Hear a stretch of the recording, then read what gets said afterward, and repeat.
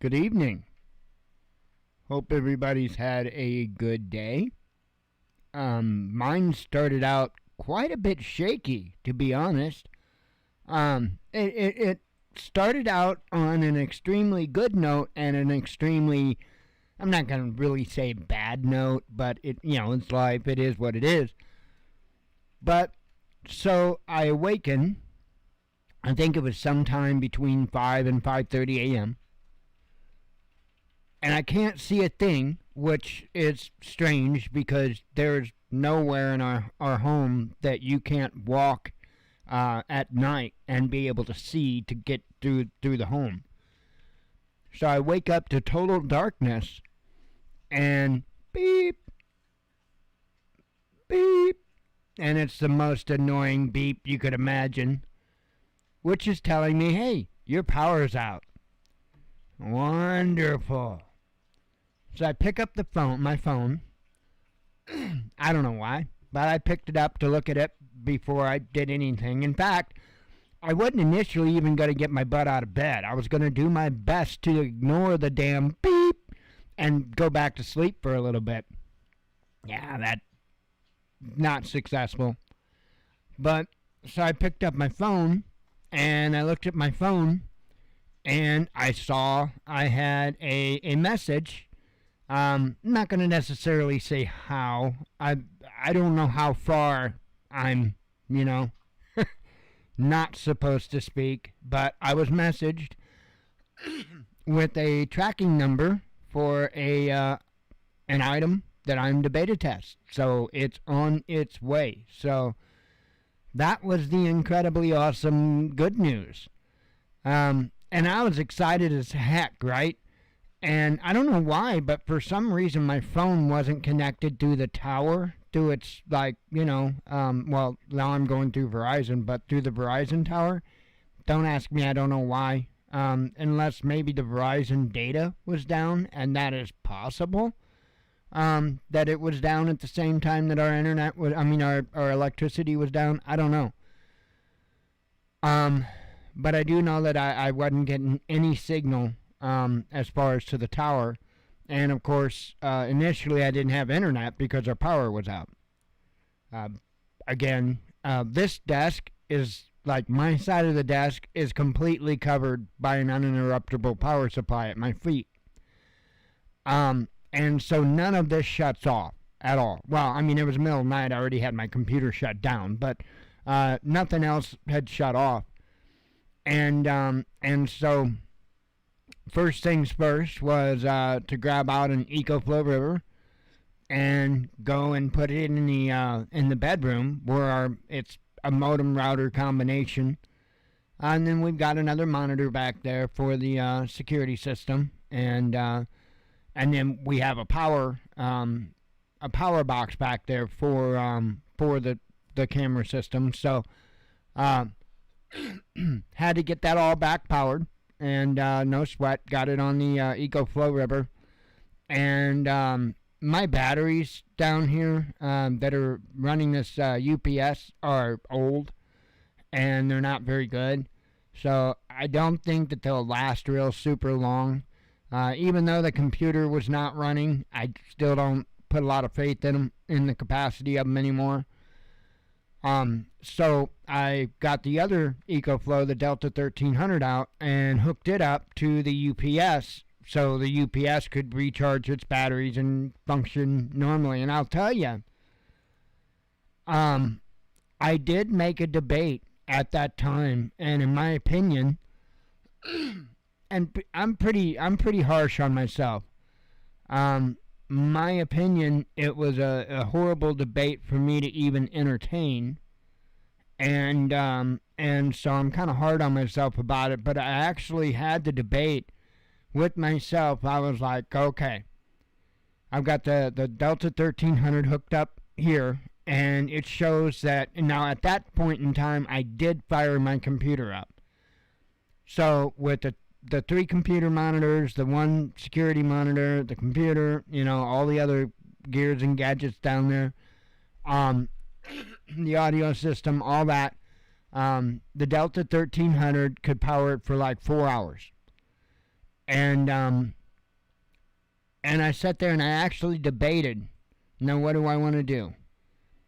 Do I want to grab the coffee pot and plug it in and make me a pot of coffee, or do I grab the Coleman stove and the percolator and just do it that way and ration my energy? And I'll tell you what, I debated it for about 5 minutes, and I'm gonna be honest, I about failed. I was about to grab that coffee pot and hook it up to the Delta 1300, and I consider that a failure on my part. I mean, okay, yeah, I did consider everything involved. I considered that, hey, it's morning, the sun's going to be out, it's supposed to be a clear day. I'm going to have plenty of power to get this thing recharged. But I'm not one that likes taking unnecessary risks. And so I'm kind of hard on myself about that. Right as I was getting ready to do so, the power came on. So I got to cheat and use the coffee pot anyway. But yeah, it was a heck of a morning. And anyway, I guess power was out for maybe 45 minutes or so, 45 minutes, an hour, something like that. So, but yeah. So it was an interesting morning, to say the least. So we've got this stuff. We've got this stuff going on. People talking about September 24th. Nuh-oh. How many dates have we gone through? Oh man. Yeah, it's one of those things to where, yes, it absolutely could have significance, and at the same time, it may not. Do I really believe that I should wholeheartedly be concerned about the 24th because something that the German president or whatever had said? No. I've got a clue and a life and a brain and actually more than one brain cell to rub together to figure things out. Folks, it's like a lot of the other things that go around out there where they take one thing, and try to spin a whole thing around it, right? They'll take one little thing and spin it off into something completely. Flat Earth is one of those things, right? And it's not just one thing, it's several little things that you have to completely ignore common sense, physics, science, and everything else in order to believe it, in order to buy it. And I don't get it. I don't get how you could ignore so much, willingly ignore so much proof and evidence. I don't get it. I guess, I don't know. I'm going to chalk it up as a lot of those folks, maybe not all of them, but a lot of them are just looking for attention.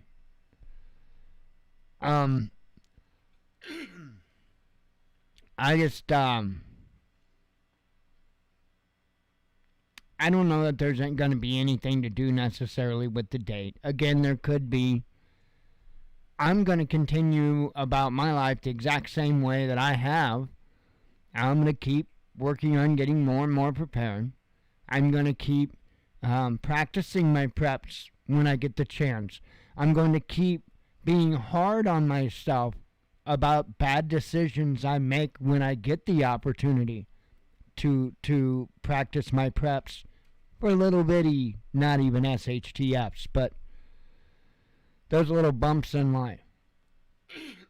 Still don't know why we were out of power. I think that the whole town, it sounded like, was out of power from hearing, different people speaking up on the town page, where they were located at. Sounded like it was the whole town. It wasn't just like one leg of the town or nothing.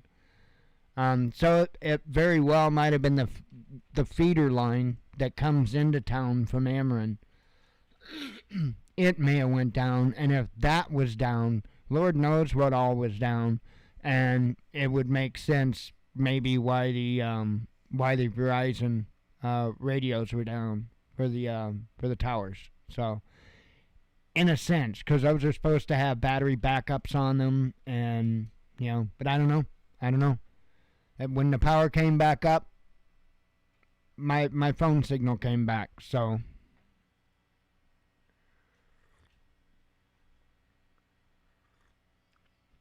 I think Jen had her phone signal. I don't know. It seemed something. I think that I think you got a message or something. I don't know. There was some notification she got on her phone to let me. That was before I got the internet up and stuff like that. That give me the. I recognize that the AT&T tower, because she's connected to the AT&T tower, that it was fine. It was up and working, but I guess the Verizon tower was down, which is weird because they're in the same place. Let's see. Anyway, I do got some tabs open, stuffs to talk about.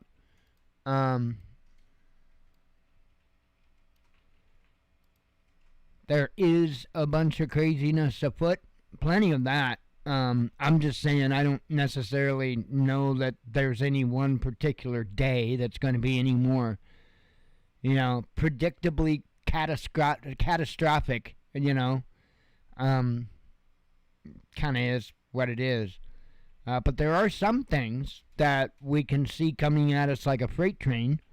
And we should probably pay a little more attention to those than just dates from a single mention and from one person that could have actually been mistaken for 2020 or been mistaken for 2022 instead of 2020, because there's debate on whether or not he said 2020. I don't know. I haven't seen the video.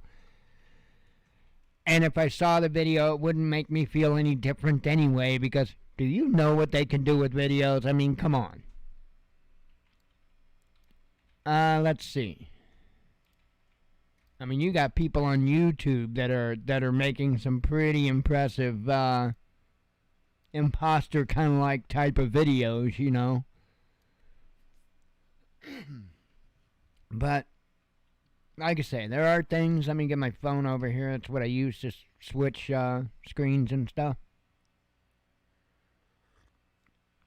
Grab a sip of coffee, a couple of vapes, and then we'll get into the stories I get open. I've got, looks like 6 tabs open.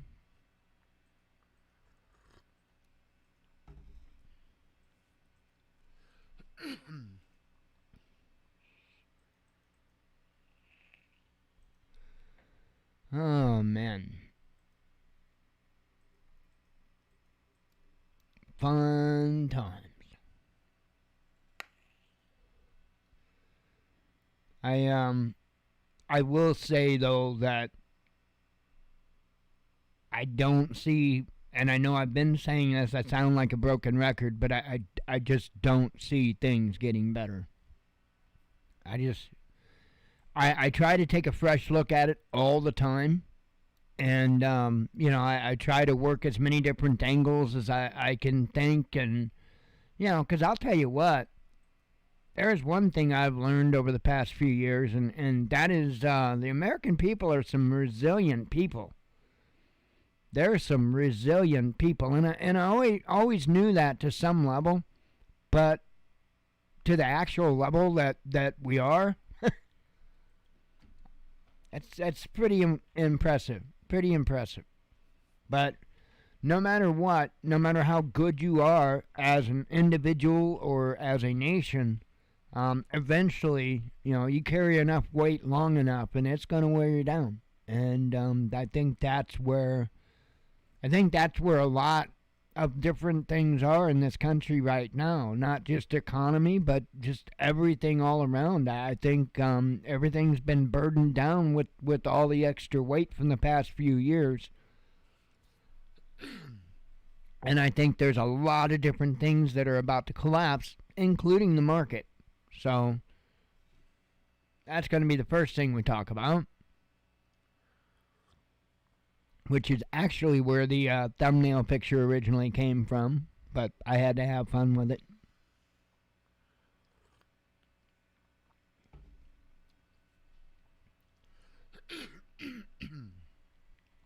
All right. Catastrophic market collapse coming, says Robert Kiyosaki. Says here, famed writer and economist Robert Kiyosaki has warned investors of an approaching huge stock market disruption, advising to buy cryptocurrencies before they usurp the U.S. dollar and transform the entire financial system. I don't know that I would go that far. I predict the biggest crash in the world history is coming, the author of the best-selling book Rich Dad, Poor Dad told his followers in an email on Sunday. Now, hold up. I want to say one more thing about crypto. Today, as the market was falling, and I don't know where it may be right now. Let me take a peek. I don't know if I can. So, the market closed down over 1,200 points on the Dow, right? Crypto, I think that keeps updating. I don't think that stops at like whatever time in the afternoon. I think that keeps updating, but I'm not positive on that. Nonetheless, I mean, it's still not great. Even if that is frozen in at whatever time, 4:30, whatever time it is, then that's not good. That's not good. I mean, we're talking, it was over $60,000. Not good. So, I don't know that I'd be going all in on crypto, that's for sure. I'm not giving anybody any financial advice. I'm just telling you my opinion is you'd be smarter to put $5 in the jar and have $5 in the jar, but that's my opinion. Anyway, he projected a lengthy downturn, noting, however, that bear markets are the best time for investors to snag bargains and score big returns. Exactly what Economic Ninja is preaching, and he's absolutely correct. He also stated that the U.S. dollar would crash the existing economic system, leading to mainstream acceptance of crypto, and it isn't controlled by the government. Well, I'll argue that. I think there's gonna be a mainstream acceptance of crypto because I don't think you're gonna have a choice. I think you're either gonna have to accept it or do without, because I think that's what it's going to happen. And to be honest, I have been saying this from the beginning, that the whole crypto thing, you got to understand how they work, okay? They will often, they know how to play you. They know how to get you to accept anything they want, and all they have to do is play into your ego and your pride. That's all they have to do. Play into that ego and your pride, and they've got you. And so that's what they did. They did it first by making crypto sound like it was your idea. It was your idea. And this was something for you. It was from you, for you. Right? Right. That's how they got people in there. It's blockchain. It's decentralized. It's not controlled by they, those, them. Right? This is great. This is great. This is great.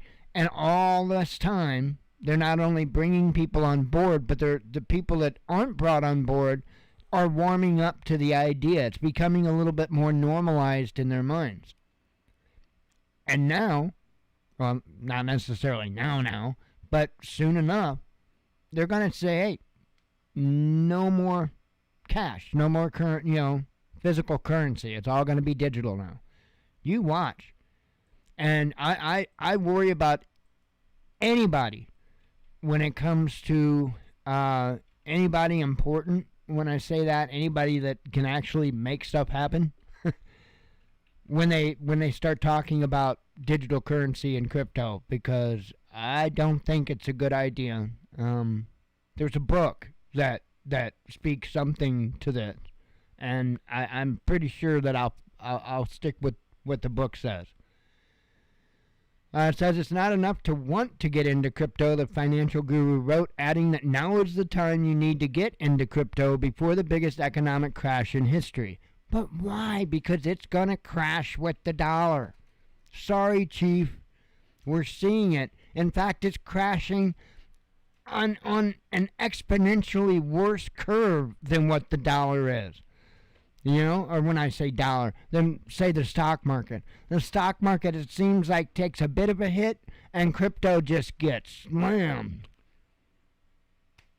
I don't know what to say. This is just what I'm seeing, and I don't understand people that get out there, and again, I know I probably need to repeat it. I'm not giving financial advice. I don't know jack crap about this stuff, but I've got a little bit of common sense. And I also understand something called patterns. And I've been paying attention to this, and I've been going to marketwatch.com, and every time I go there and I look at the Dow and see how that stuff is doing, and again, I know jack crap about this stuff, but I can tell what a green number and a red number is, and so anyway, every time I go there, I always click on the crypto tab and take a look at what Bitcoin's doing. And every time I see the stock market take a hit, I see crypto taking an exponentially bigger hit every single time. I don't get the mindset here, but anyway, you know, do what you do, you boo, because I've just got a little more brains than that. Let me have a sip of coffee. And I get it. You know, I know people have made fortunes on it, and that's incredible. That's awesome. But I would say that's more the exception, not the rule. Otherwise, come on. Everybody knew they were going to play the lottery by winning. Everybody, or would win the lottery by playing. Everybody would play the lottery. But you know what? Everybody doesn't play the lottery. Why? Because a lot of us realize the chances of us winning, and we just don't entertain ourselves that way.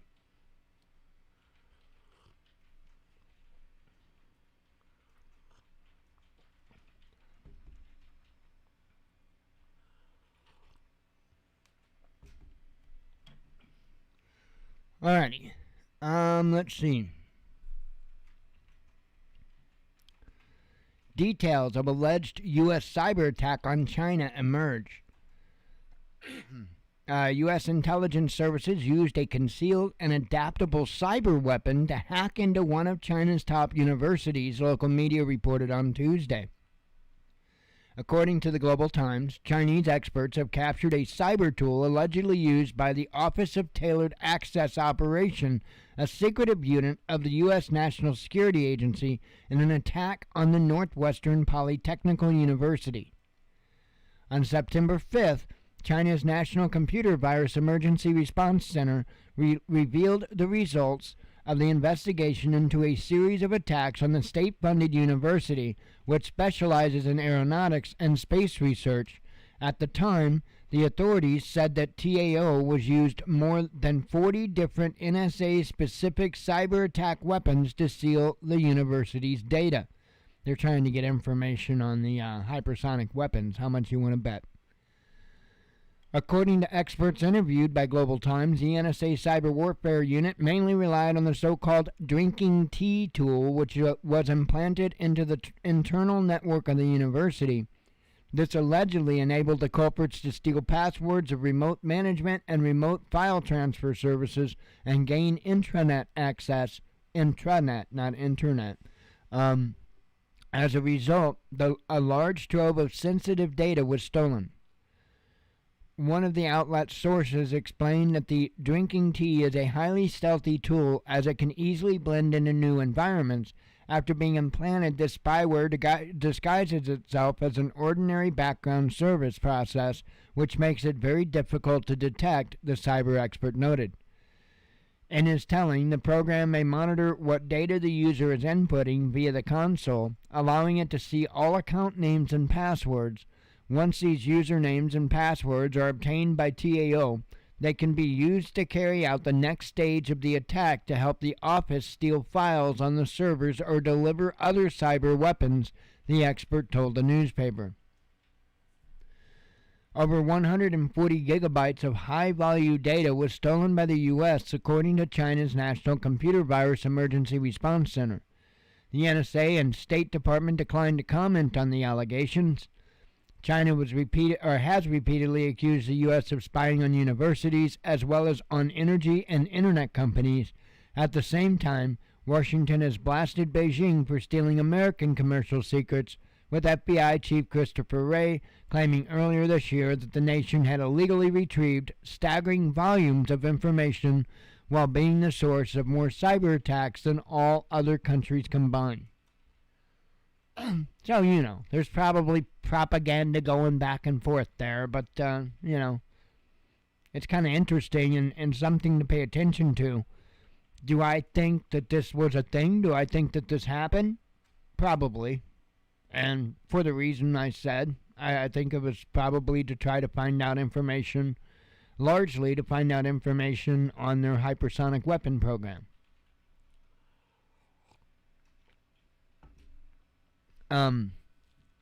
Because that literally, shocked the world. The only other country that China's weapons test didn't shock was Russia.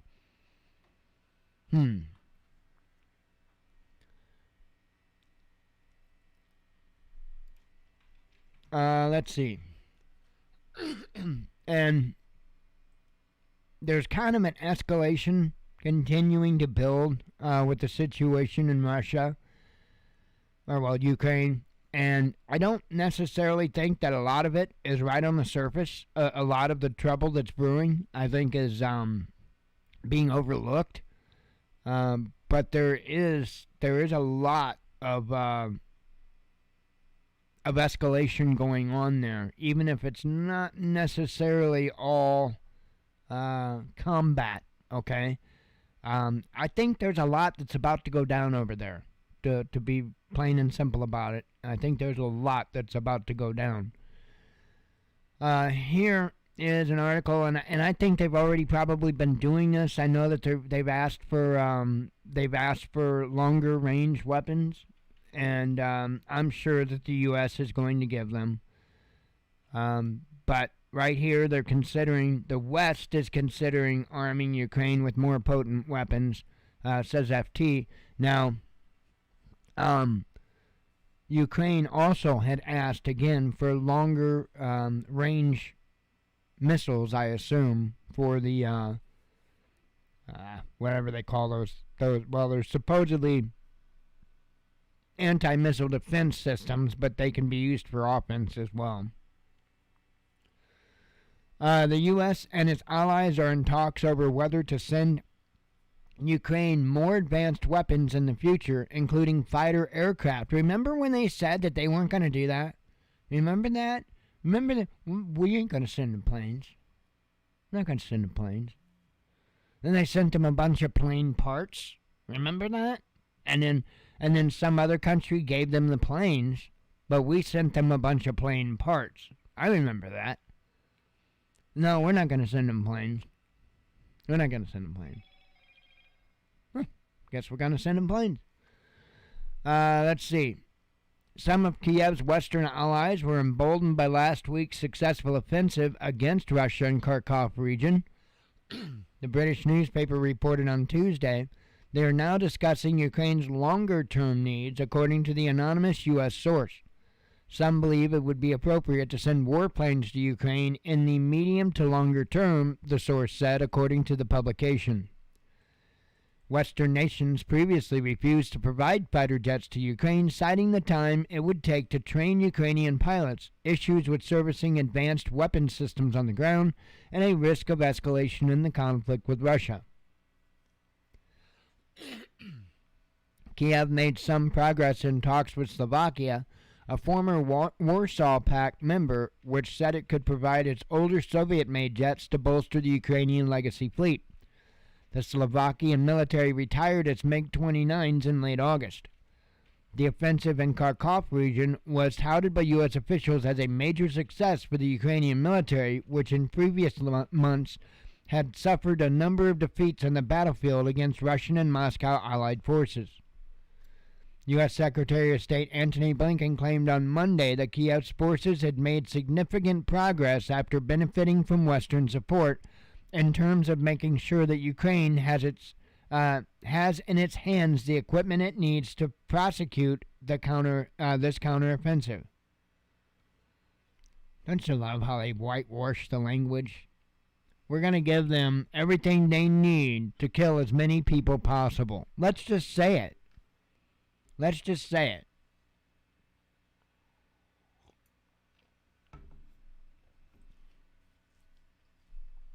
Let's see.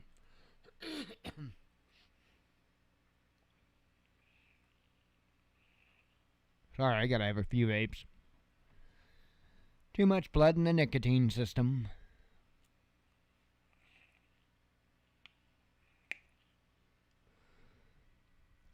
Russia conducts massive strikes in Ukraine. So, again, there's been escalation both ways, both more like on a diplomatic type of level and in an actual combat level.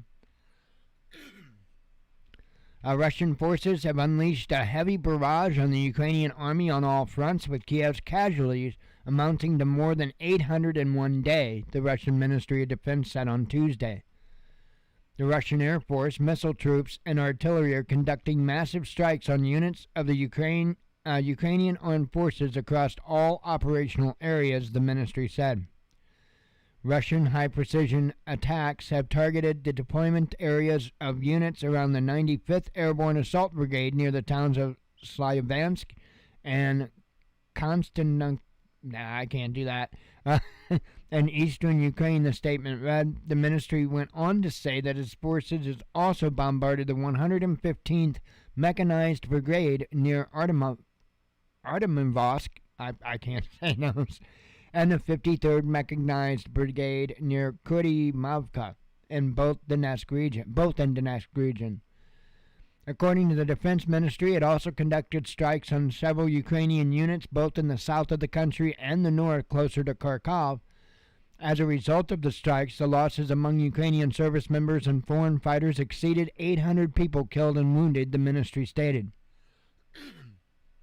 The attacks come after Ukrainian troops apparently advanced in Kharkov region, with Russian and Allied forces withdrawing from some areas to regroup.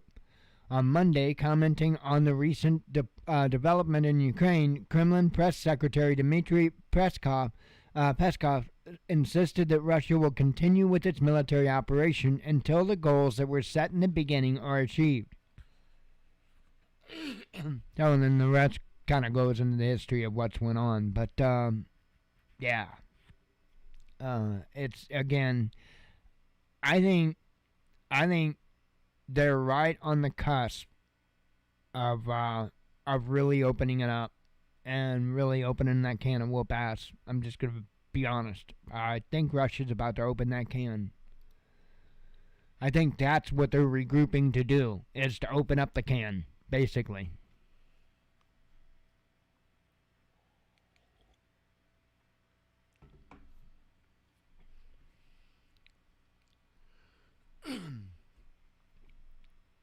This is probably something that we need to really pay close attention to. Now, again, I've said this a number of times, and I still I'm not any more clear than what I have ever been. I don't know if whether or not what we are seeing is reality. Whether or not what we are seeing is what is really, truly happening, that these nations are truly, battling for this and that and the other thing. Or if it's a dog and pony show. And when I say that, I'm not saying that people aren't, succumbing to war and conflict, and I'm not saying any of that.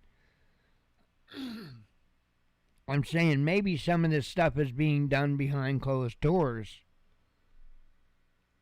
and governments not being so honest with their own people. And so that's kind of a big part of it. That I debate, but then I also wonder, well, is it pretty much what it seems? And that's where this article kind of goes in that direction. Of course it would. We're not going to hear the other direction. But my point is if everything is kind of like how it seems, what we're seeing, then this is a reality of where things have gotten. I know I'm jibber-jabbering this. This is extremely important to pay attention to. That Russia and China are talking about a new reality. It's not good. But anyway, the article says Russia and China shared the understanding that a unipolar world has become impossible and that a new reality is coming, Kremlin spokesman Dmitry Peskov has said. We believe, in unison with our Chinese comrades, that the existence of a unipolar world is impossible, Peskov told journalists on Tuesday. Moscow and Beijing agree that it is an impossible situation when the so-called Golden Billion is claiming the right to invent rules in economy and politics and the right to impose its will on other countries, he noted. In the Russian-speaking world, the term Golden Billion often refers to the wealthy populations of the U.S., EU, and other Western nations.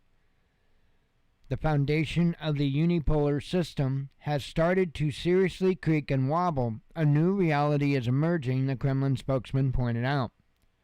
Peskov echoed the words of Russian President Vladimir Putin, who said in late August that the obsolete unipolar model is being superseded by a new world order based on the fundamental principles of justice, equality, and the recognition of the right of each nation and state to its sovereign path of development. You see, that is what I'm talking about. That is exactly what I'm talking about. Does that not sound to you like WEF New World speak? How can these countries be all singing the same tune at the same time they're so different and can't work together?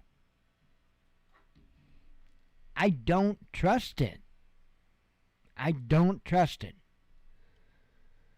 Anyway,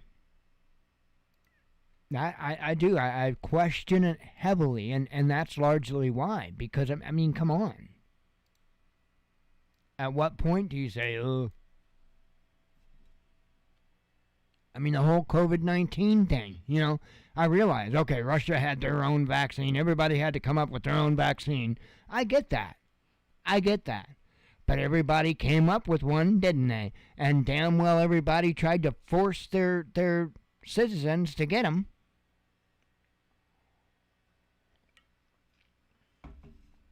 All in lockstep with one another.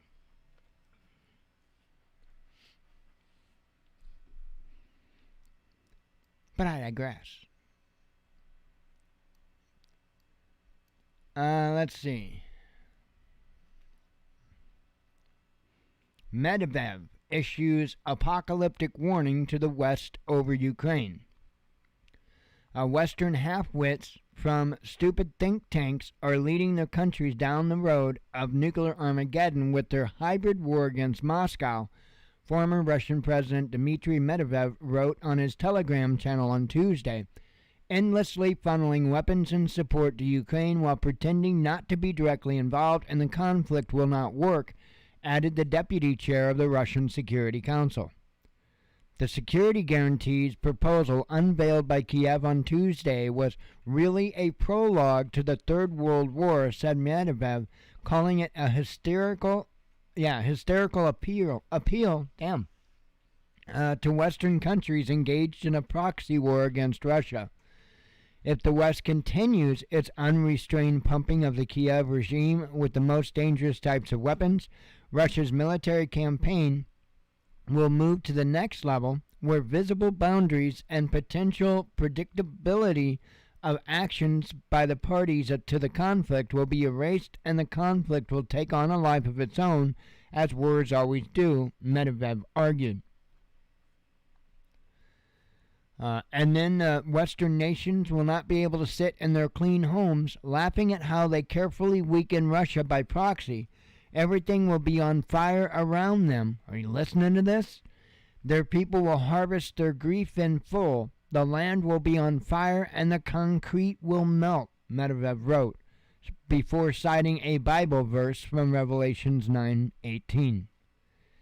Yet still the narrow-minded politicians and their stupid think tanks, thoughtfully twirling a glass of wine in their hands, thought about how they can deal with us without entering into a direct war. Dull idiots with a classical education, Medvedev wrote. His comments were prompted by Kiev's publication of a security treaty proposal developed under the tutelage of former NATO Secretary General Anders Fogh Rasmussen. The draft envisions the U.S. and its allies guaranteeing Ukraine's pre-2014 borders with weapons, ammunition, financial assistance, and training, as well as committing to maintain sanctions against Russia for as long as Kiev wants, and handing over any confiscated Russian property to Ukraine. Yeah, right. So, I do think that this is going to blow up. Will it go nuclear? I have no idea. No idea. There is a lot of insanity that is going on. And to know, again, whether or not this is truly wars or whether or not it's rumors of wars, I'll tell you what. Never in a million years would I ever believe that that Bible could be so accurate. I mean, it's accurate to the point to where there are things in it that I've seen, and it's like, well, how's that gonna shake out? And then when you see it shake out, it's like, well, I didn't think of it that way. And it's just so strange watching how accurate it is, regardless of whether or not we can understand how the hell it can come to that. You know what I mean? It's very interesting. But that's all the more why I trust it, and I trust what it says, because it is absolutely accurate. So anyway, I am going to get over to the headlines here and get those read. But I am a little bit tired. I did take a nap today, a lengthy nap, but it didn't do the trick.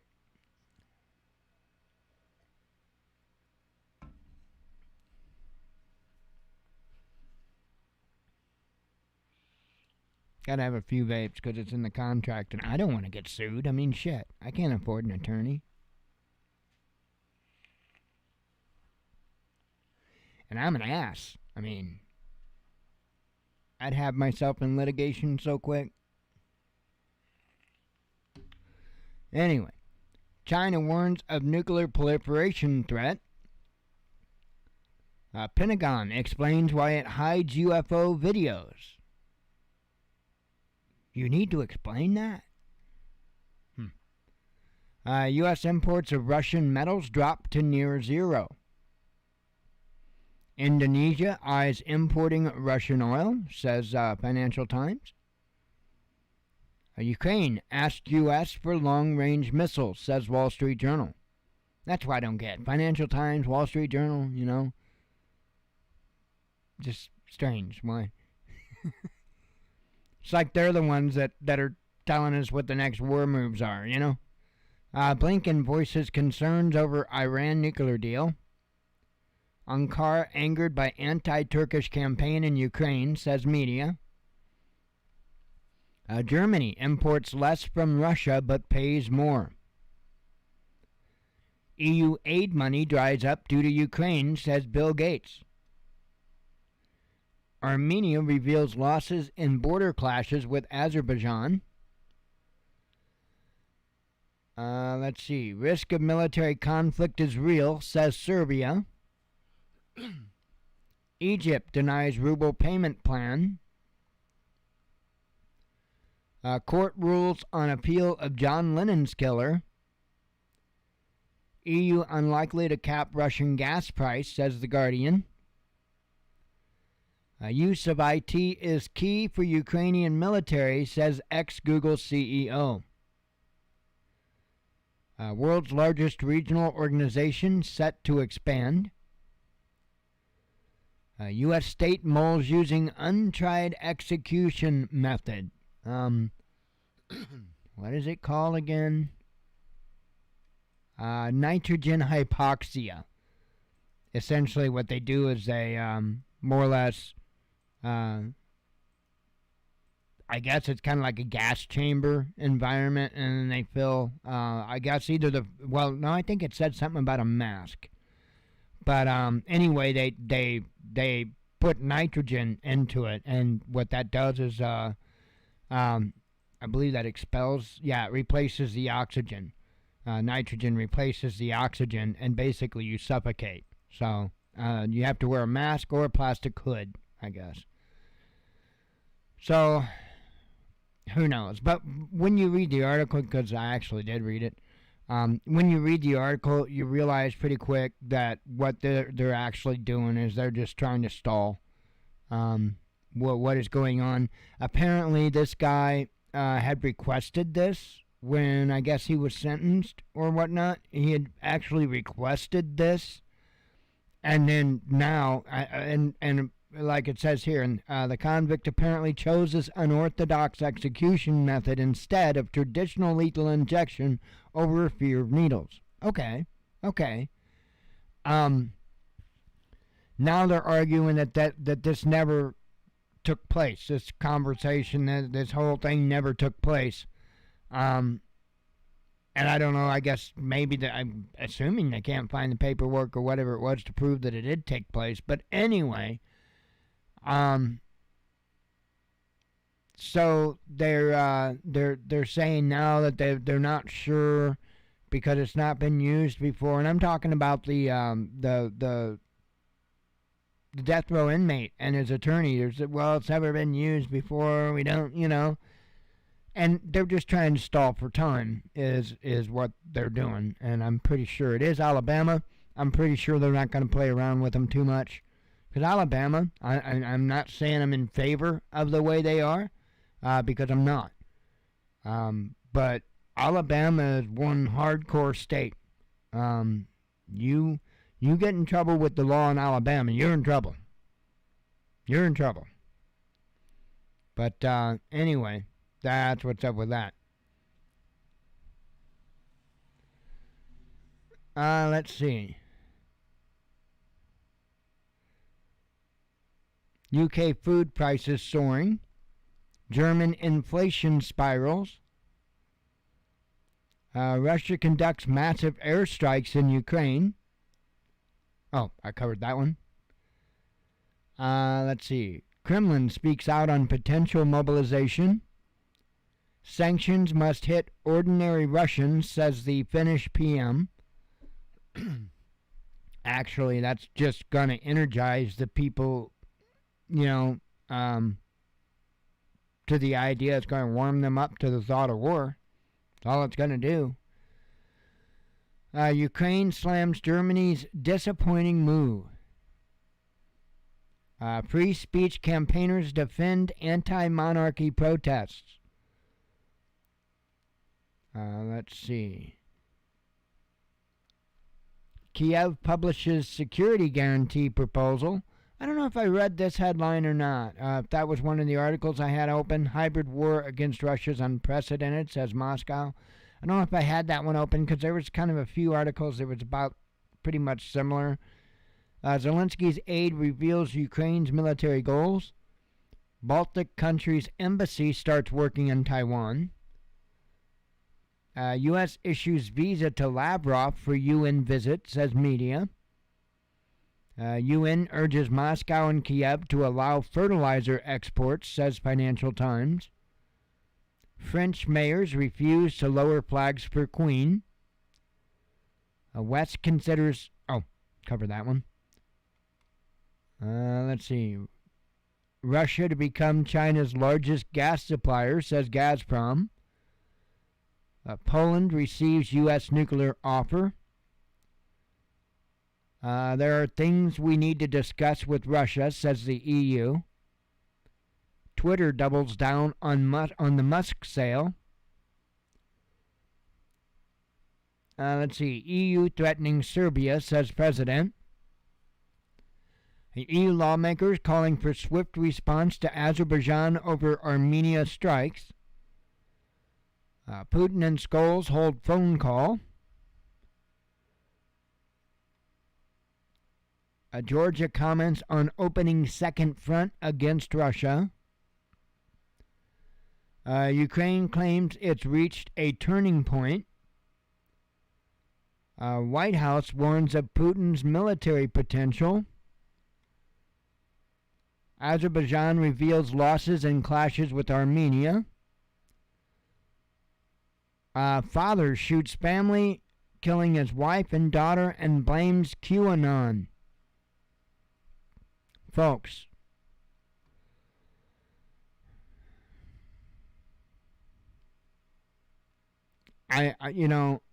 there's no nice way to say it. There just isn't. If you still believe that Q is a thing, you probably need to seek help. And I mean it. I mean it. I mean it. If you still believe in that, I'm not saying if you fell for it. I'm not saying that. I'm saying if you still believe it, get help. And I'm 100% serious. Get help. Because there's something wrong.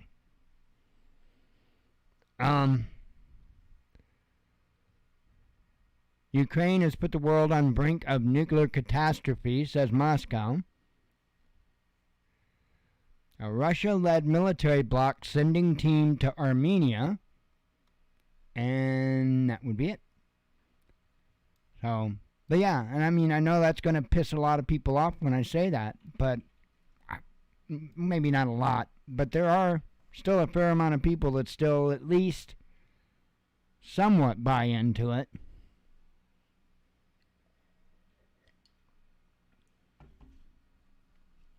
It's a psyop from the beginning. That's your three-letter agencies right there. Plain and simple. Same agencies are behind Antifa and many other nonsensical things. Because that's what they do. Anyway. I mean, they don't really have anywhere else to do their work, so they just do it to their own people. It's became very profitable in many ways for them, and so they continue to do so. They don't care. Anyway, I am going to boogie out the back door. Not really, but I'm going to get out of here and relax and get some rest, I hope, tonight. Don't know why the power went out this morning. I hope it don't go out again this coming morning, and I hope that these aren't any type of blackout type of thing. There was no word given on why the power went out, and usually, I think if it's something within the town, they'll usually say squirrel, bird. The other day, a large bird. Our power didn't go out, but it was out in other places in the town, and they said a large bird had caused that outage. So I know I'm curious if it was the bird of paradise and if it flew up anybody's nose, but I didn't get any answers or input on that. So could still be out there. Have hope. Anyway, I am going to get off of here. God willing, we'll be back tomorrow. We'll do it again. and hope to see you then. So I appreciate you coming tonight. As always, we love you. God bless you. Be one with your spirit, and shalom.